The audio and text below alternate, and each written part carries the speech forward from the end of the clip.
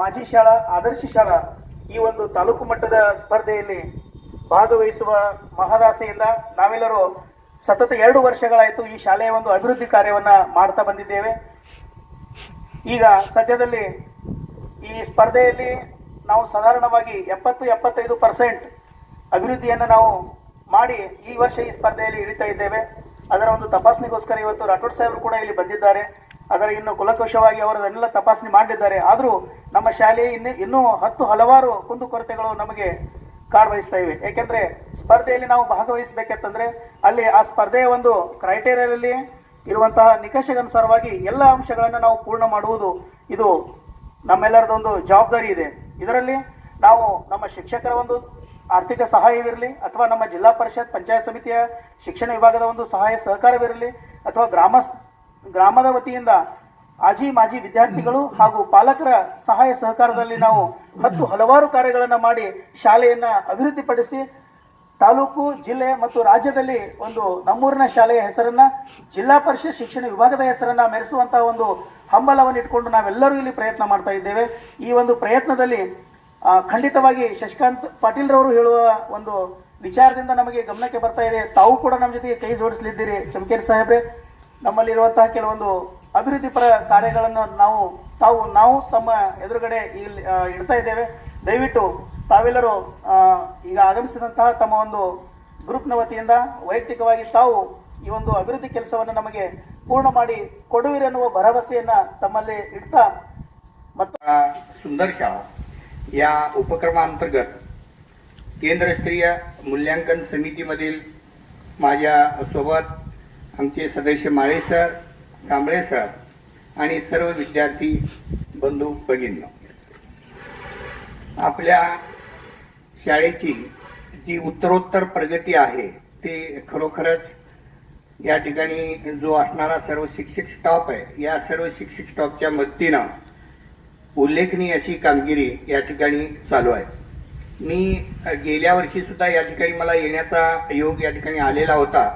त्यावेळी सुद्धा सोनार सर आणि त्यांच्या टीमने या शाळेसाठी एक स्पर्धा परीक्षेचा उपक्रम आखलेला होता आणि त्या दिवशी स्पर्धा परीक्षा चालू होती. मी ज्या दिवशी आलो त्या दिवशी खरोखरच तालुक्यामध्ये विद्यार्थ्यांसाठी धडपडणारा शिक्षक स्टाफ या ठिकाणी आज त्यांच्या बोलण्यातून असं कळलं की ते तालुकास्तरीय म्हणजे मुख्यमंत्री माझी शाळा सुंदर शाळा या स्पर्धेमध्ये त्यांनी हिरिरीनं या ठिकाणी सहभाग नोंदवलेला आहे. त्यांना नक्कीच पुढचं यश संपादन हो. केंद्रस्तरीय समिती त्यांचं गुणांकन करेलच, तसंच तालुकास्तरीय जिल्हास्तरीय समितीनं त्यांचं गुणांकन करून त्यांना अव्वल स्थान मिळावं ही एक सदिच्छा मी या ठिकाणी व्यक्त करतो आणि मी थांबतो. जय हिंद, जय. काय जमल नाही जमल काय सांगता येत नाही, पण समाजकारण मात्र मोठ्या खुबीनं करणार ही तुम्हाला आज ग्वाही देतो. सर्व या लहान मुलींच्या साक्षीनं शिक्षक वर्गाच्या साक्षीनं. फक्त मूळ मुद्दा म्हणजे मी सुद्धा तुमच्यासारखं एक सर्वसमाजातला शेतकऱ्याचा मुलगा आहे.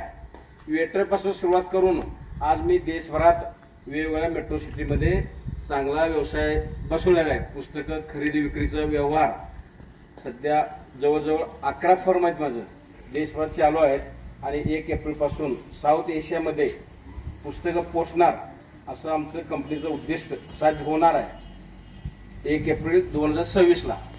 त्यामुळं तुम्हाला मुलामुळे एक माझं आव्हान आहे, पहिलं तुम्ही वाचायला पाहिजे. वाचायचं म्हणजे काय, वेगवेगळी समाजकारणाची पुस्तकं वाचा, शास्त्रज्ञांची वाचा, राजकारण्याची वाचा, अध्यात्माची वाचा, पण जे तुमचा आवड आहे ज्या गोष्टीमध्ये तेच गोष्ट करा. आणि मला शिक्षण सुद्धा आव्हान आहे, जी मुलं त्या गोष्टीत स्वारस्य घेतात त्यांना सुद्धा तुम्ही पुश करा. असं पुश करण्याचं सिस्टीम पद्धत युरोपियन खंडात आहे किंवा अमेरिका असेल, USA असेल, असं बऱ्याच ठिकाणी ही पद्धत आहे. त्याचा एक फायदा काय आहे, मुलांना जे आवडतं त्यात पुश केल्यामुळे ती मुलं सुद्धा आनंदाने ते काम मोठ्या जोरात करतात आणि त्या कामामध्ये त्यांना इंटरेस्ट असल्यामुळं आयुष्य त्यांचं परिपूर्ण होतं आणि त्यांना सुद्धा आयुष्यात उभं राहायला काम करायला संधी मिळते. मग ते खेळाडूचं लाईन असेल, एखादा शेतकरी असेल किंवा एक बिझनेसमॅन असेल किंवा इंजिनियर असेल, डॉक्टर असेल किंवा शास्त्रज्ञ असेल, जे जमतंय जे आवडतंय ती गोष्ट करा, हा एक तुम्हाला सल्ला आहे. आणि कधीच आम्ही ह्याच्या माग कसं होणार काय होणार निगेटिव्ह भावना आणू द्यायचं नाही. मुलावर एवढं संस्काराला सरांनी विनंती आहे, असं संस्काराला मुलावर की त्यांचा आत्मविश्वास वाढलं पाहिजे. त्यांना मनाला किंवा त्यांच्या शरीराला असं वाटायला पाहिजे मी कुठंतरी कमी पडतोय किंवा हे मला जमणार नाही. जी आत्मविश्वासानं मुलं पुढे जातात त्यांचं ते साध्य होतं. थोडक्यात उदाहरण द्यायचं झालं तर शिवाजी महाराज बघा, आज मावळे किती होतं, ते हाताच्या बोटावर मोजण्यात का मावळे होते, पण मोठं मुस्लिम राजवटी जेवढे आक्रमण झाले देशावर सगळ्यांना परतून लावलंय मराठ्यांनी. पण त्यांचा शिवाजी महाराजांचा आदर्श थोडंसं काय म्हणा घेतलं ना आयुष्यात काहीच अवघड नाही. आणि बसवेश्वरसारखे आपले संत होऊन गेले, त्यांचं अध्यात्म मार्गामध्ये एवढं मोठं योगदान आहे, शांतीचा संदेश आहे. आणि आंबेडकरांसारखे शिका, संघटित व्हा, संघर्ष करा, हे जे त्यांचे विचार आहेत ते कधीही कुणालाही कुठेही जगाच्या पातळीवर उपयोग पडणारी गोष्ट आहे. त्यामुळं तुम्ही सुद्धा APJ अब्दुल कलामासारखं आदर्शवत काम करा ही सुद्धा माझी विनंती आहे. APJचा एक आदर्श असा आहे, त्यांनी आयुष्यात कधी जात मनाचा प्रकार त्याच्या लक्षात द्यायला नाही. त्या गोष्टीसाठी नमाज पडण्यासाठी मला कसं मशीद जायला सुद्धा वेळ लागला, एवढं त्यांचं बिझी शेड्यूल होऊन गेलं. आणि त्यांच्या आयुष्यामध्ये साधं लग्न करायला सुद्धा वेळ मिळाला नाही.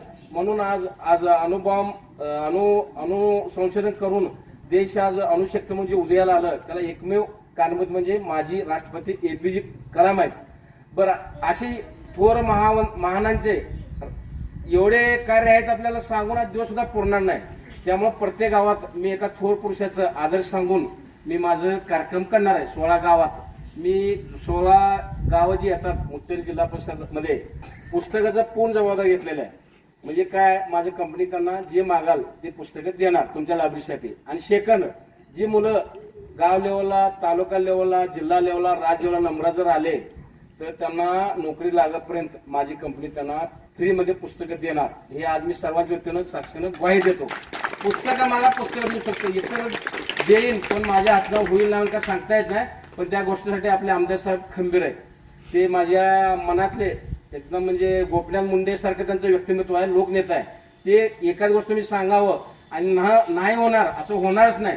तुमच्या काय इतकं काय अडचण असेल तर तुम्ही बिनधास्त मला कानावर घाला. मी सुद्धा आमदारच्या जवळच माणूस असल्यामुळं तुमचं कुठली गोष्ट होणार नाही असं होणार नाही. फक्त तुम्ही माझ्याकडे पुरावा म्हणून काय तर लेखीमध्ये देत जावा. त्या लेखी मी सुद्धा तुम्हाला लेखीमध्ये सांगत जाईल. झालं तर पत्र येईल, नाही झालं तर का झालंय त्या पत्रानिशी तुम्हाला आपण उत्तर देऊ. त्यामुळे तुम्हाला सुद्धा वाऱ्या म्हणजे सरकार काम 6 महिने थांब असं परिस्थिती मी येऊ देणार नाही. कारण मी एक जातीवंत बिझनेसमॅन असल्यामुळं आणि तळागाळात वर गेल्यामुळं मला चांगल्या अडचणी माहिती आहेत. मुलांचे काय अडचणी आहेत, गावाची काय अडचणी आहेत, स्त्रियांची काय अडचणी आहेत किंवा शेतकऱ्यांची काय अडचणी आहेत, हे प्रश्न पूर्ण माहिती घेऊन मैदानात मी उतरायला गडी आहे. तसं मी साधं सोपं नाही आहे. इथून पुढे जे नुसतं वाऱ्यावर जे बोलतात, हवेत जे गोळी मारतात ते इथून पुढे आपल्या तालुक्यात चालणार नाही. त्यामुळे ह्या गोष्टी जे मी बोलतोय, लहान मुलं म्हणजे मी देव सांगतोय, की छोटी मुलं म्हणजे देवच आहेत ना. आणि एकाच गोष्ट आपण सांगा ते पूर्ण करणं ही आपली जबाबदारी आहे. नाही तर सेफ द्यायचं नाही. असे किती लोक येतील जातील, पण प्रत्येकाने एक स्वच्छ भावना ठेवा. एक मी बाळमामा फाउंडेशन मार्फत आणि राज प्रतिष्ठान मार्फत शाळा हा प्रमुख लक्ष ठेवून पहिलं 16 गावं नंतर 125 गावं एक टार्गेट आहे. त्यामुळं इथून पुढे तुम्ही एखादी गोष्ट शालेयासाठी जी लागणार आहेत, लायब्ररी असेल किंवा लॅब असेल किंवा कपडे असेल, नोटबुक असेल, पुस्तक असेल आणि एखादा परिस्थिती असून शिकता येत नाही, मग त्यांना माझी पतसंस्था त्यांना लोन देते एज्युकेशन म्हणून, की आज तुम्हाला ते सुद्धा ग्वाही देतोय. त्यामुळं मुलाने भ्यायचे कारण नाही, शाळा सोडायचे कारण नाही, पैसा नाही आहे, गरीब परिस्थिती नाही आहे, सपोर्ट करत नाही. तुमच्या काय जरूर अडचणी असतील ते स्वतःहून तुम्ही मला कळवा. आणि शिक्षकावर्गात सुद्धा माझं सांगणं आहे, तुम्ही अजिबात इथून भ्यायचंच नाही. कारण 16 गावात जे मुस्लिम गावात येतात ना, हे रोल मॉडेल म्हणून मला विकसित करायचं आहे इथून पुढच्या काळामध्ये. त्यामुळं ह्या 16 गावातलं मुस्लिम गटातलं जेवढं नाव होईल तेवढं आपल्या तालुक्याच्या हिताचं आहे आणि आपल्या सर्वांना एक अभिमान वाटेल असं इथून पुढे कार्यक्रम होणार आहे. त्यामुळे तुम्ही निवांत राहा, तुम्हाला काहीच कमी पडणार नाही. जिथं कमी आहे तिथं मी आहे, जिथं कमी आहे तिथं उन्हे अजिबात होणार नाही. आज मी ग्वाही देतो. आणि त्याला उच्चनी ग्राम देवस्थान दरीवर स्मरून सांगतोय, मी जे बोलणार आहे आज किंवा जे पुढे बोलणार आहे किंवा महाग जे बोललं असेल एकही शब्द फेल होऊ देणार नाही. हे दरीलिंग देवाला साक्षात ठेवून तुम्हाला वचन देतो. आणि माझं मी दोन शब्द संपवतो. Press the bell icon on the YouTube app and never miss another update.